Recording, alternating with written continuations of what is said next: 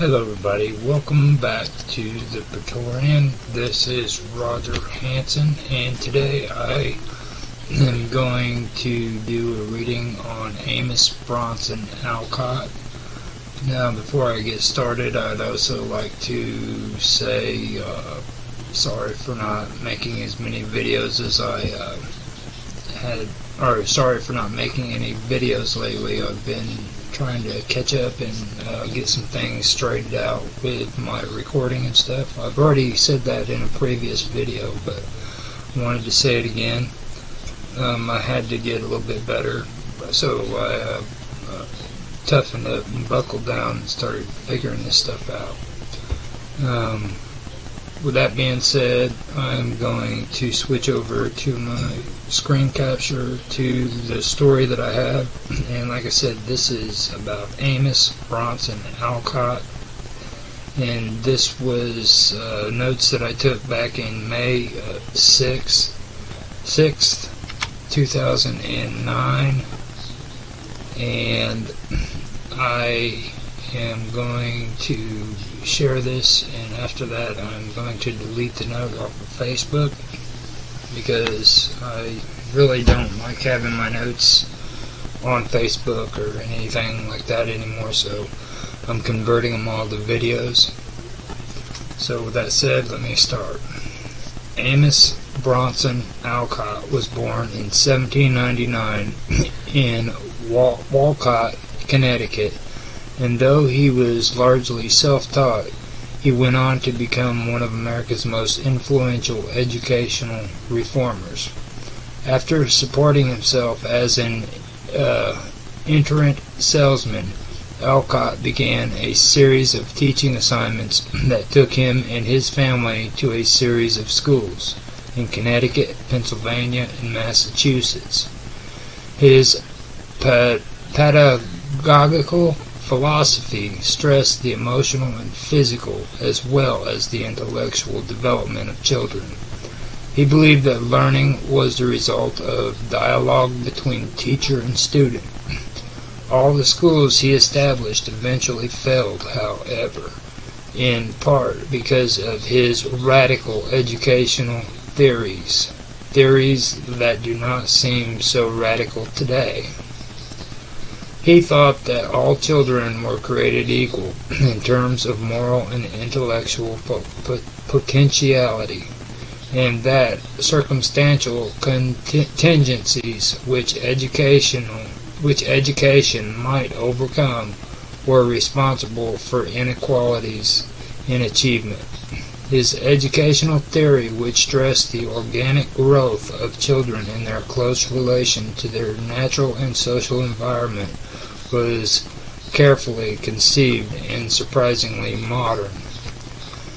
Although he had a reputation for discarding all discipline for spontaneity, Alcott carefully organized the classroom and required full attention and good behavior on the part of the pupils at all times.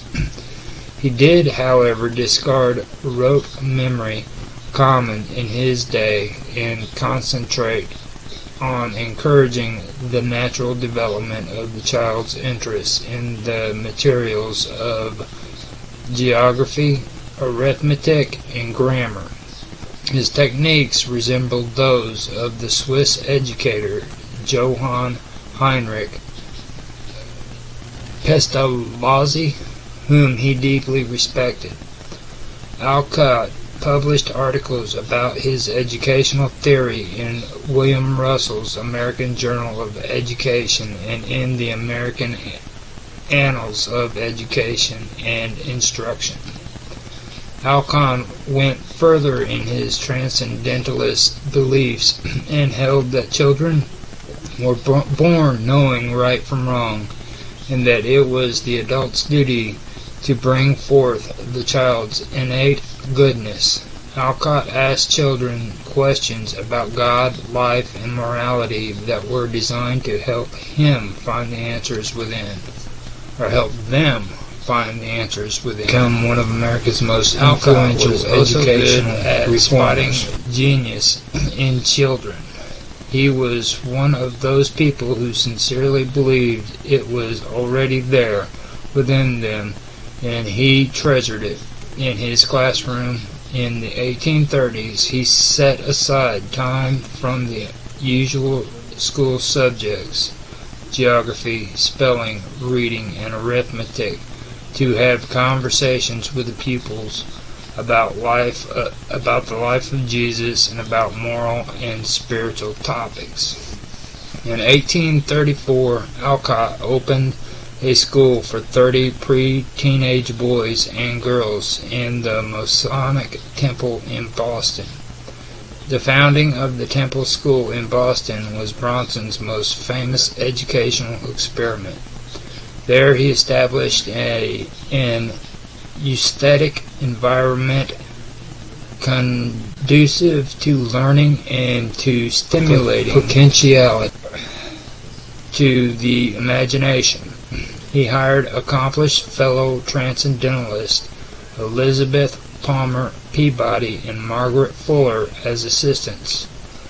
From their work came Bronson's controversial publication, Conversations with Children on the Gospels, between 1836 and 1837, in which he recounted dialogues with his pupils on the meaning of the New Testament. The children at the Temple School ranged in age from 6 to 12 years old, but do not let their age fool you. The topics of these conversations on the Gospels were probably meatier than the most you would hear among students today of any age. What was a typical discussion like? Here is a brief excerpt from one. Alcott. What is praying sincerely? The mule. Praying with truth. Alcott. What is being done in praying the truth? When you think of prayer, do you think of a position of the body, of words? Lemuel, earnestly. I think of something else, but I cannot express it. Josiah burst out. To pray, Mr. Alcott, is to be good, really, and to be good to God alone, because then we are good for goodness' sake, and not to be seen, and not for people's sake. Well, so it is with prayer. There must be nothing outward about prayer, but we must have some words. Sometimes we need not. If we don't feel the prayer, it is worth. If we don't feel the prayer, it is worth than never to say a word of prayer. It is wrong not to pray, but it is more wrong to speak prayer and not pray. We had better do nothing about it, Mr. Alcott. We must say words in a prayer, and we must feel the words we say, and we must do what belongs to the words. Alcott. Oh, there must be doing, must there? Josiah. Oh yes, Mr. Alcott. Doing is the most important part. Josiah was 6 years old, Lemuel a little older. What they had and the others had to say in these conversations is priceless. The conversations on the Gospels, however, despite their high importance and despite the claim of Alcott's opponents to the contrary, actually constituted a somewhat minor activity at the Temple School. The major activity, as is true to any school, was that the education of the obvious sense of teaching such as core subjects as reading, writing, and arithmetic. Nevertheless, Alcott imparted his unique mark in the areas as well. Unlike other educators at the time, Alcott read and discussed poems and stories with the children, often centering on the meaning of words. Alcott was aware of the active nature of children, and there were exercise periods for the youngsters. He used the Socratic method to draw out the basic truths which he thought lay in the recesses of every child's mind. Furthermore, Alcott tried to develop a common conscience in the children by having all the students participate in the selection of punishments for individuals. Sometimes the whole class was punished for the behavior of one individual. He refused to strike children, and on occasion he went so far as to have the misbehaving individual strike him to demonstrate the social effects of individual misbehavior. Rather than punishment, Alcott brought joy into his schoolrooms.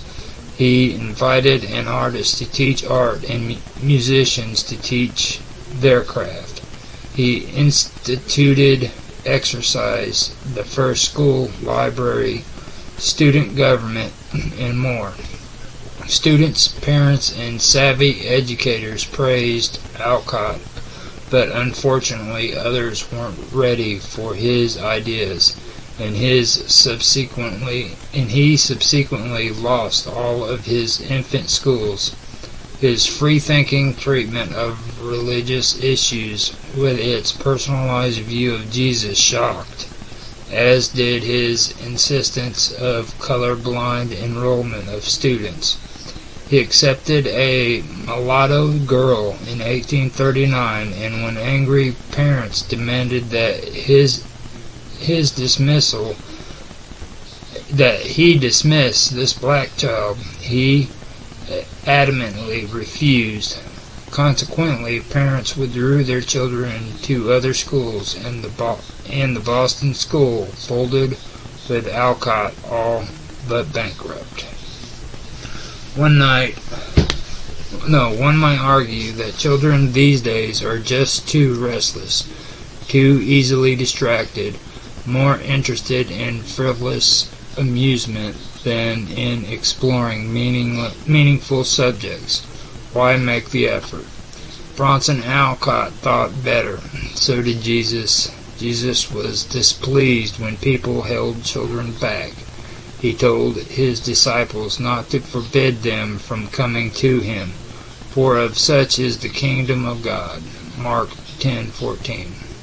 That says a lot about the timeless things that do interest children and about their real nature, unselfish, brimming with spirituality, expression of love and intelligence for all of us. In fact, no matter what our age, these same kingdoms of God qualities need to be valued and nurtured, not ignored or suppressed. From 1859 to 1864, Alcott served as superintendent of Concord schools. In 1879, mainly through the support of his Western admirers, Alcott's lifelong dream for a school of philosophy in Concord was fulfilled. This later school, the Concord School of Philosophy, was located at the rear of the side yard towards the left of Orchard House, one of the first summer schools for adults.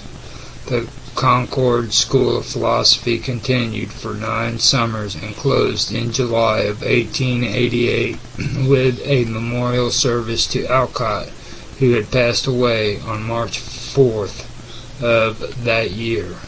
The building is now an open forum summer school for adults. By Amos Bronson Alcott, from his school superintendent's report published in the Concord Town Report for 1860 through 1861. The following excerpt is from Concord Magazine on the web. Editor's note. Children are now required to meet ever-rising academic standards and at the same time are finding themselves with less free time to play in a non-organized and unscheduled manner. This includes the growing trend to discontinue a recess during the school day. In light of this, we thought it would be useful to hear from the Concord educational progressive who helped institute play as an important and valuable part of the curriculum. Keep in mind that he was presenting an alternative to the more strictly regimented and highly disciplined norm at most other schools. Young people find ways enough to amuse themselves, and we best leave them much to their choice in such matters. Yet some slight superintendents seem becoming, some interest shown by us in their pleasures, since these exert a commanding influence in forming their taste and characters and cannot be safely neglected by the guardians. They are a school for the fancy and the heart. They may play the part of the school of virtue or the scandal, as well as ill-chosen. The streets are the gymnasia of the young. The world they live in largely and widest, the freest range they know and are permitted to enjoy. Herein are they fairly launched into life and left free to follow their inclinations, masters of themselves for the time, and servants of their senses and devotees. Let us play is the privileged version of the creed, and they enter with the unction of enthusiasm into the sweet sports they love. Then they show what they are, casting all reserve aside. Their souls leap sunward, glossy, gay, into the abandonment to fancy and fun. And now is the teacher's golden opportunity to learn the temper and tendencies of these enthusiasts at their pastimes outside, nor need his presence mar their sports. Any indifference to these matters shows some defect of sensibility and an unfitness for his task. A teacher should have much good company in him, and fact in making himself as agreeable out of doors as inside. From Alcott's Journal in 1834. Education is that process by which thought is opened out of the soul and associated with outward things, is reflected back upon itself, and thus made conscious of its reality and shape. It is self-realization as a means, therefore, of educating the soul out of itself and mirroring forth its ideas. The external world offers the materials. This is the dim glass in which the senses are first called to display the soul, until, added by the keener state of imagination, it separates those outward types of itself from their sensual connection. In its own bright mirroring, recognized again itself as a distinct object in space and time, but out of it in existence, and painting itself upon these as emblems of its inner and supersensual life, which no outward thing can fully portray. A language is to be instituted between the child's spirit and the surrounding scene of things in which he dwells. He who is seeking to know himself should be ever seeking himself in external things, and by so doing will he be best able to find and explore his inmost light. From Elizabeth Peabody's Records of a School, exemplified the general principles of spiritual culture, Boston, 1835. Explanatory Preface. To contemplate spirit in the infinite being has ever been acknowledged to be the only ground of true religion. To contemplate spirit in external nature is universally allowed to be the only true science. To contemplate spirit in ourselves and in our fellow men is obviously the only means of understanding social duty and quickening within ourselves a wise humanity. In general terms, contemplation of spirit is the first principle of human culture, the foundation of self-education. The principle Mr. Alcott begins with applying to the education of the youngest children.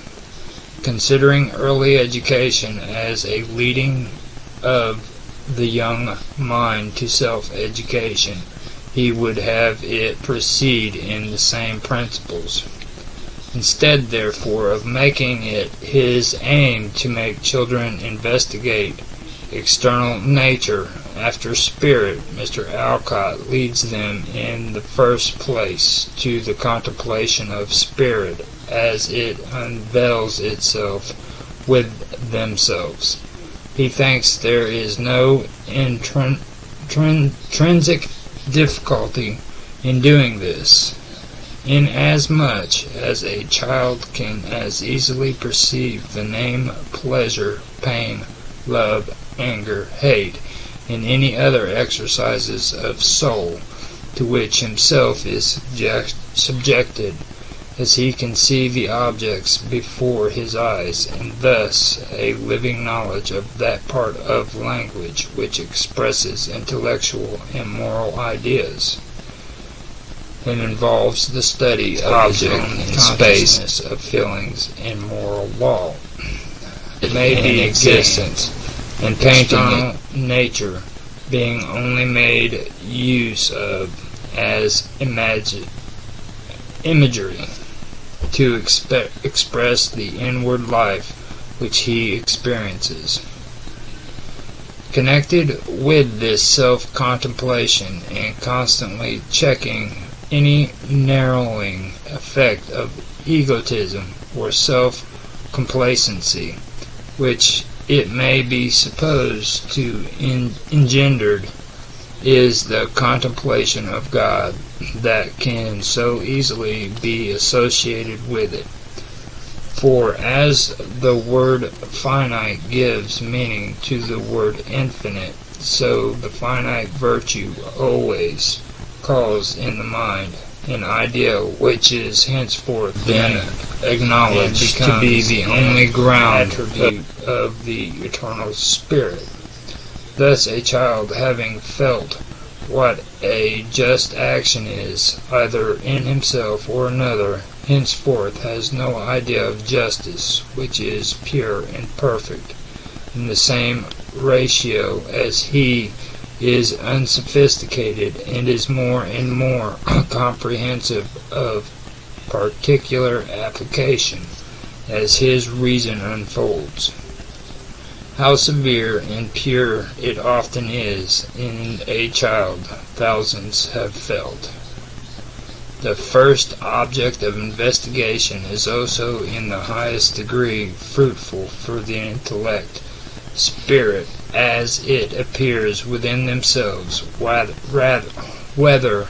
in the form of feeling, law, or thought, is universally interesting. No subject interests children so much as self-analysis. To give name to inward movements of heart and mind, whether in themselves or others, is an employment of their faculties which will enchain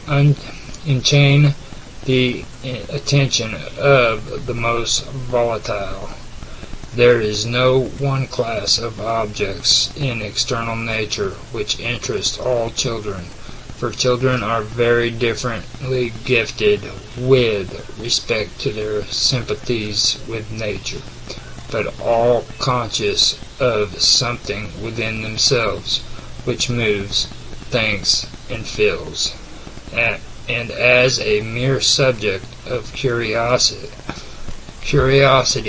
and investigation for the sake of knowledge, it may take place of all others. In order to investigate, a great many things must be done, which are in themselves very agreeable.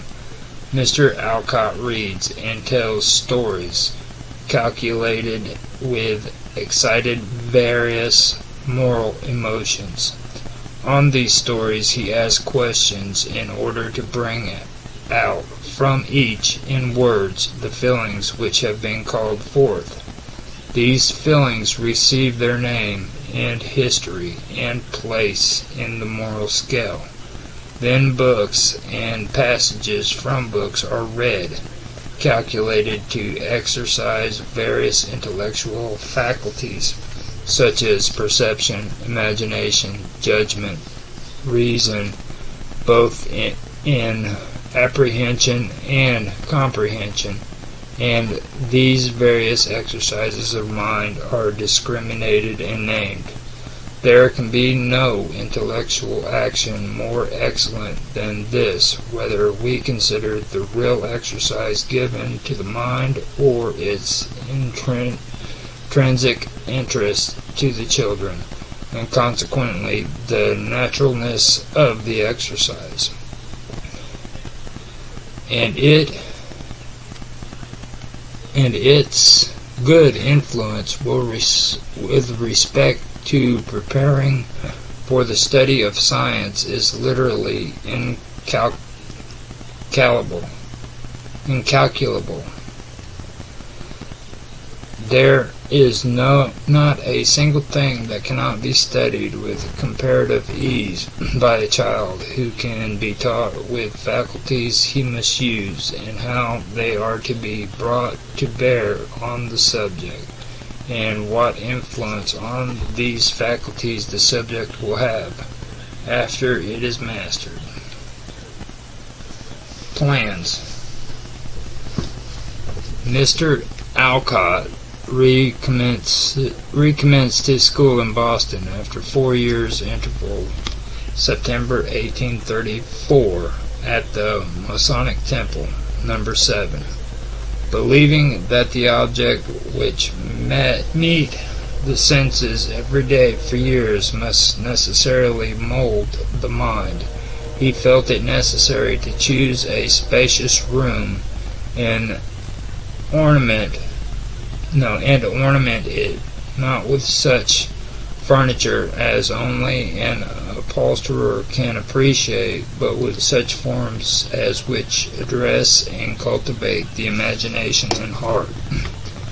In the four corners of the room, therefore, he placed upon pedestals fine busts of Socrates, Shakespeare, Milton, and Sir Walter Scott, and on a table before the large Gothic window by which the room is lighted, the image of Silence, with his finger up, as though he said, "Beware." Opposite this Gothic window was his own table, about 10 feet long, whose front is the arc of a circle, prepared with little desks for the convenience of the scholars. On this he placed a small figure of a child aspiring. Behind was a large bookcase with closets below. A black tablet above and 2 shelves filled the books. A fine cast of Christ in basso relievo fixed into this bookcase is made to appear to the scholars just over the teacher's head. The bookcase itself is surmounted with a bust of Plato. The desks for the scholars with conveniences for placing their books in sight, and with black tablets hung over them, which swing forward when they wish to use them, are placed against the wall round the room, that when in their seats for study no scholar need look at another. On the right hand of Mr. Alcott is a sofa for the accommodation of visitors, and a small table with a pitcher and bowl. Great advantages arise from this room, every part of which speaks the thoughts of genius. It is a silent reproach upon rudeness. About 20 children came the first day. They were all under 10 years of age, except 2 or 3 girls. I became his assistant to teach Latin to such as might desire to learn.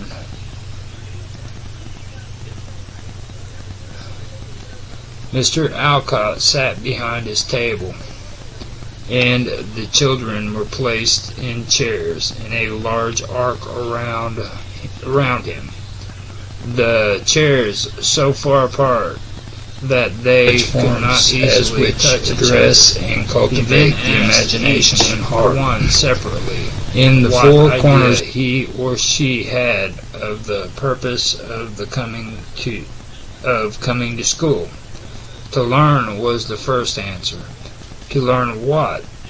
By pursuing this question, all the common exercises of school were brought up by the children themselves, in various subjects of art, science, and philosophy. Still Mr. Alcott intimated that this was not all, and at last someone said to behave well, and in pursuing this expression into its meanings, they at last decided that they came to learn to feel rightly, to think rightly, and to act rightly. A boy of 7 years old suggested, and all agreed, that the most important of these 3 was right action. Simple as all this seems, it would hardly be believed what an evident exercise it was to the children to be led of themselves to form and express these conceptions in few steps of reasoning. Every face was eager and interested. From right actions, the conversation naturally led into the means of bringing them out, and the necessity of feeling in earnest, of thinking clearly, and of school discipline was talked over. School discipline was very carefully considered. Both Mr. Alcott's duty and the children's duties, also various means of producing attention, self-control, years, perseverance, faith of age, except 2 or 3 girls. Punishment was I became his assistant to teach Latin to such as might desire to learn. Very cheerfully agreed that it was necessary, and that they preferred Mr. Alcott. Mr. Alcott sat behind his table and leave them in their faults, and that it was his duty to do so. Various punishments were mentioned, and hurting the body was decided upon as necessary and desirable in some instances. It was universally admitted that it was desirable whenever words were found insufficient to command the memory of conscience. After this conversation, which involved many anecdotes, many supposed cases, and many judgments, Mr. Alcott read The Peaches from Cramacher's Fables, a story which involved the free actions of 3 boys of different characters, and questioned them respecting their opinion of these boys, and the principles on which it was seen by analysis that they acted. Nearly 3 hours passed away in this conversation and reading, and then they were asked how long they had been sitting. None of them thought more than an hour. After recess, Mr. Alcott heard them read, and after that spell, all could read in such a book as Miss Edgeworth's Frank.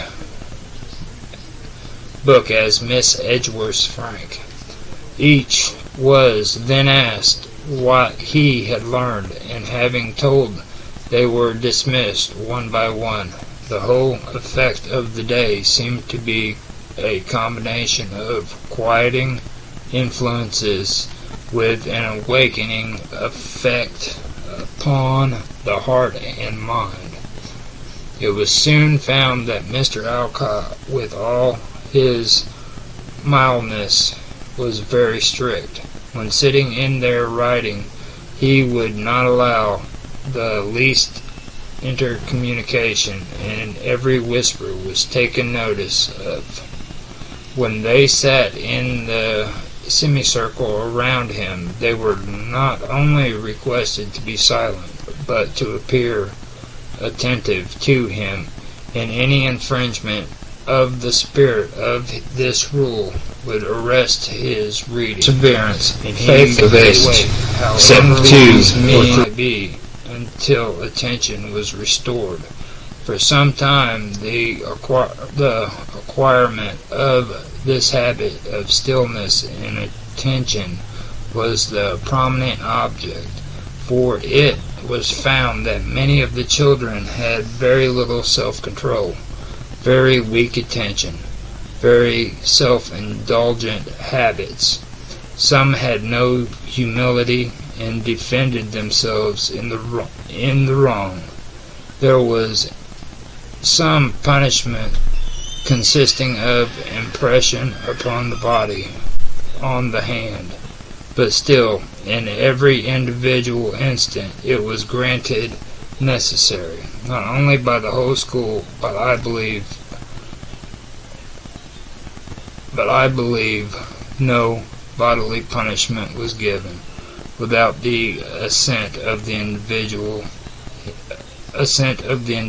himself, and it was never given in the room. In many of the punishments, in the pauses of the reading, for instance, the innocents were obliged to suffer with the guilty. Mr. Alcott wished both parties to feel that this was the inevitable consequence of moral evil in this world, and that the good, in proportion to the depths of their principles, always feel it would be worth while to share the suffering in order to bring the guilty to rectitude and moral sensibility. On these occasions he conversed with them, and by a series of questions led them to come to conclusions for themselves upon moral conduct in various particulars, teaching them how to examine themselves and to discriminate their animal and spiritual natures, or their outward and inward life, and showing them how the inward molds the outward. They were deeply interested in these conversations, as they would constantly declare, although at first those who were very often revealing to themselves and others their hitherto unrecognized weakness and faults, were so deeply mortified that it was often painful.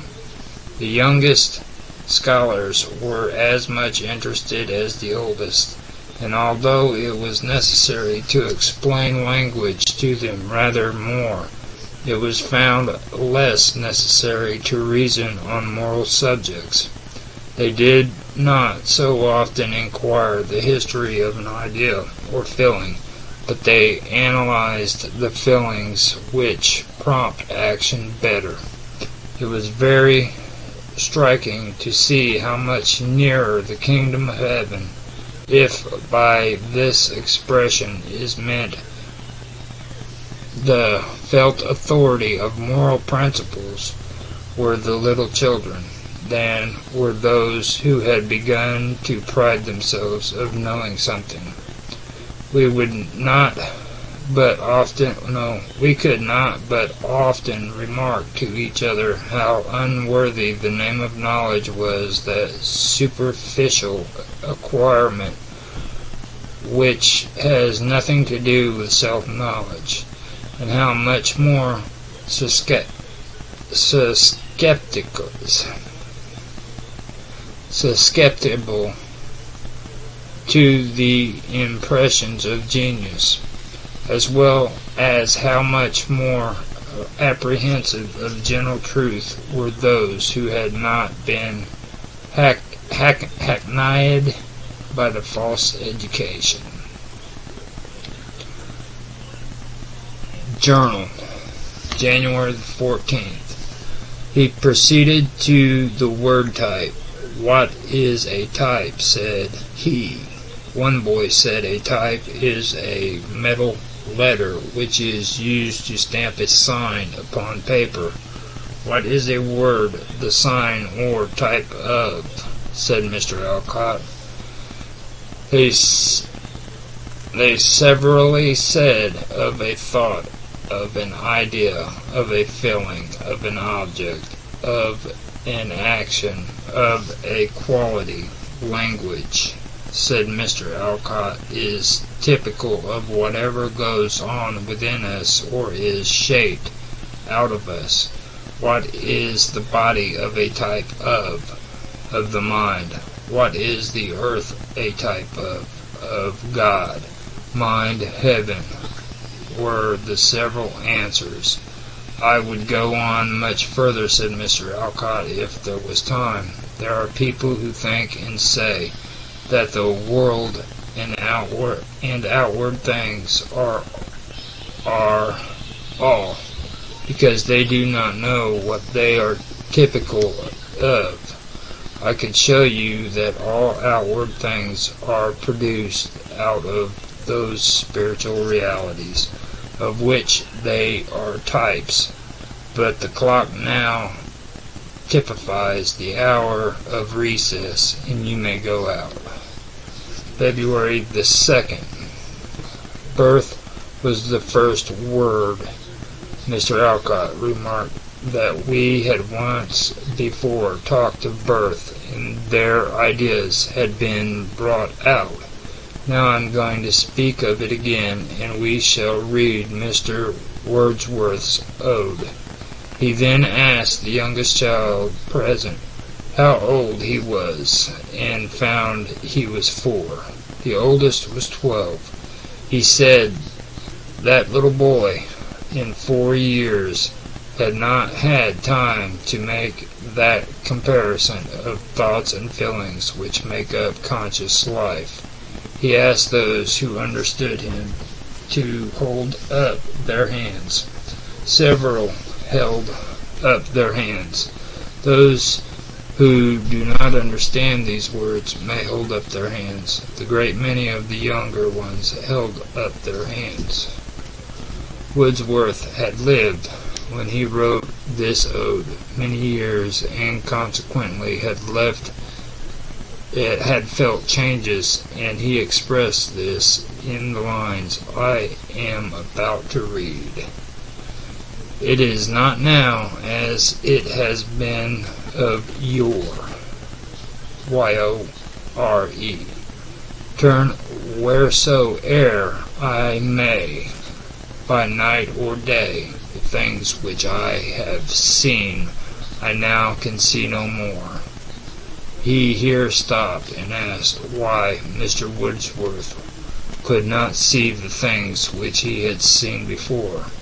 Had they changed, or had he changed? he had changed, said a boy of 10. Have you had any degree of this change? Yes, and more this last year than in all my life before. Mr. Alcott said he thought that there were periods in life when great changes took place he had experienced himself. He then said, but let us look back 6 months. How many of you look at things and feel about them differently from what you did 6 months ago? How many of you feel that this schoolroom is a different place from what it was the first week you were here? Almost every one immediately, with great animation, held up his hand. He then asked those who knew why this was to hold up their hands. Many did, and when called on to answer, they severally said, because we know more, because we think more, because we understand you, because you know us, because you have looked inside of us. Mr. Alcott said, the place is very different to me, and why? They gave similar answers, but he said they had not hit it. At last one said, because we behave better. Yes, said he, you have it now. Knowledge is chaff of itself, but you have taken the knowledge and used it to govern yourselves and to make yourselves better. If I thought I gave you knowledge only and could not lead you to use it to make yourselves better, I would never enter the schoolroom again. Analysis of human being, general survey of the analysis. Mr. Alcott called the class to an analysis for the last time. He said we had now gone through the scale, but it had often been changed since we began, for almost every week had improved it. We began with love, and then went to faith, and then to conscience, speaking of obedience, temptation, and will, and then to appetites, affections, and aspirations of the soul. And then we went to mind and spoke of imagination, judgment, and insight. He here stopped and said that one of the boys in this school had said that he did not know before he came to this school that he had inward eyes, but now he felt that they were open.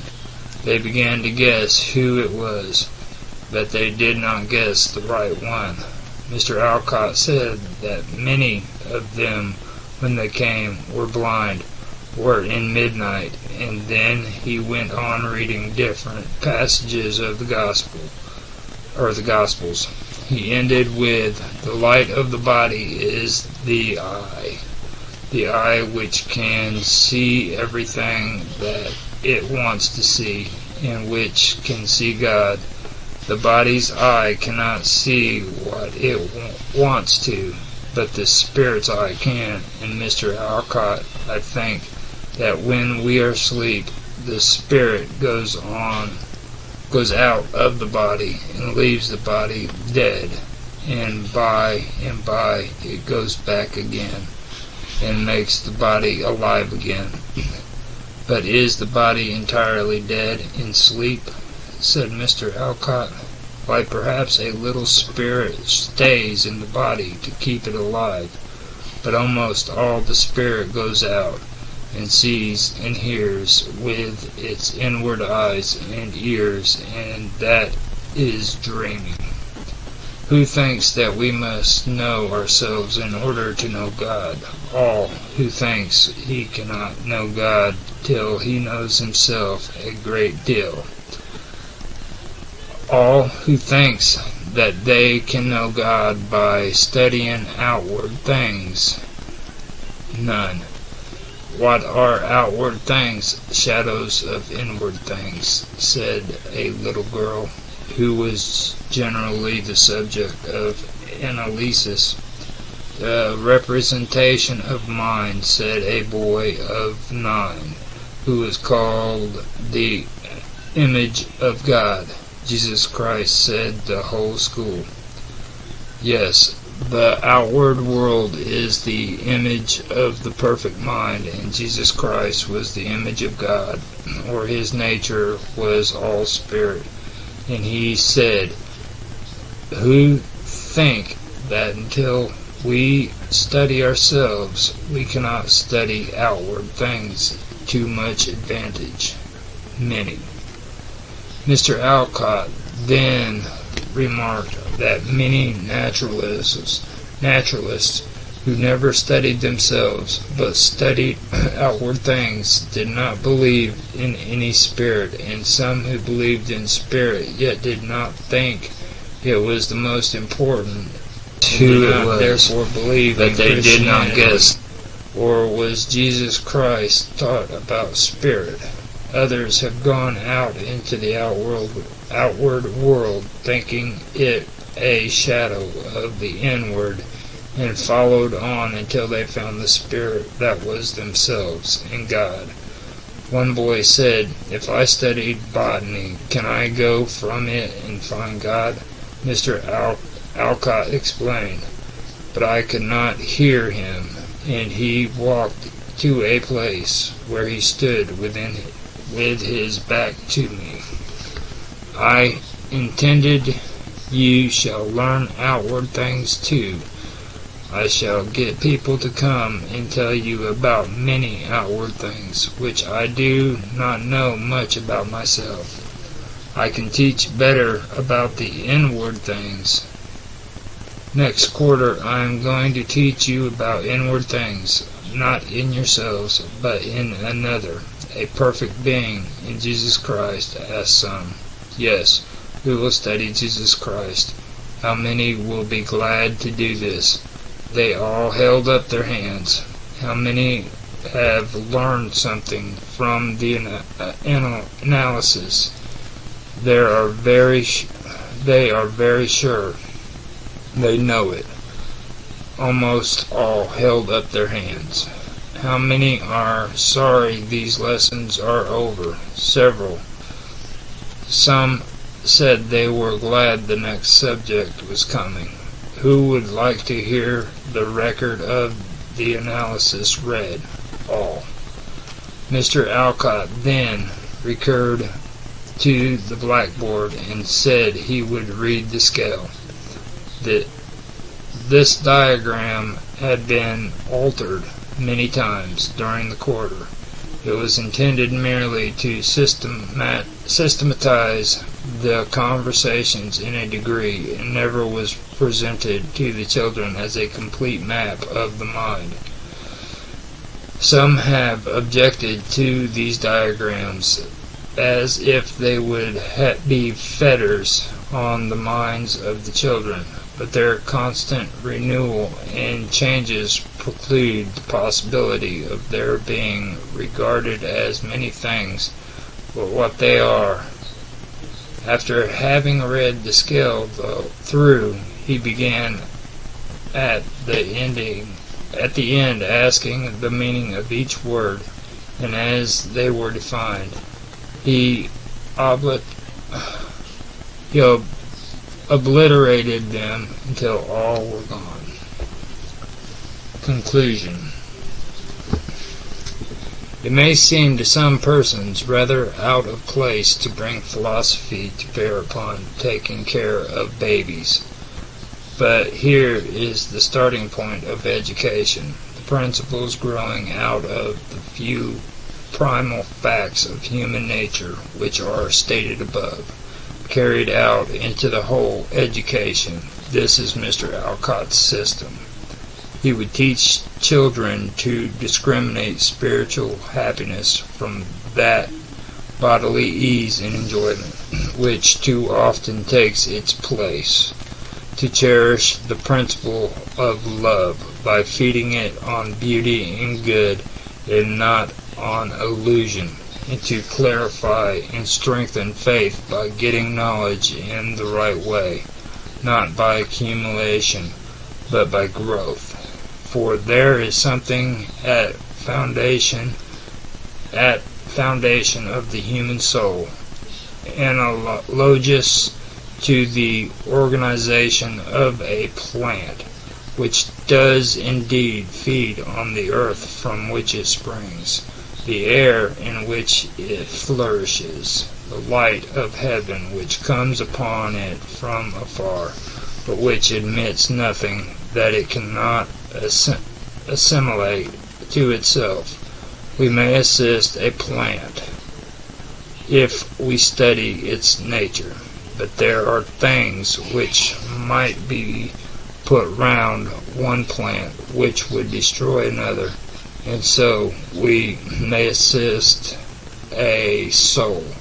But there is only one way we must study its nature. We must offer the individual those elements alone which it needs, and at the time it needs them, and never too much, and always enough. Then we shall find that each soul has a form, a beauty, a purpose of its own. And we shall also find that there are a few general conditions never to be shut out, that as the light of heaven, the warmth of earth, the space to expand are necessary to the plants, so knowledge of God, the sympathy of human love, and liberty to act from within outward are indispensable to the soul. And this was back when I was doing my research. Like I said, it was back in 2009. I was doing research on the Amos, Alcott, and the transcendentalists of the 1800s. I learned a lot during that time period. These days I don't really try to get too much into religious conversations, I don't like to get on my videos and say that God does exist or He doesn't exist. I don't like the controversy with that. I mean, to me, it's not my place to say if He does or if He doesn't exist. That's too big of a job for me. So with that, I usually leave it at that situation these days now. So I just wanted to read it because it was something that I actually did research when I was it was during my recovery from drugs and alcohol. I sobered up in 2003 and been sober ever since, and this is a lot of the things that I read and I was curious about back when I was doing that, because that's what we do.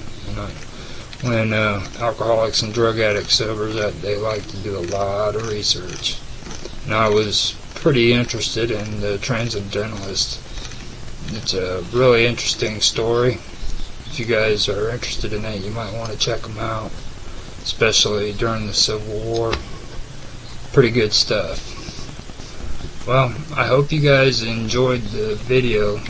If you did, please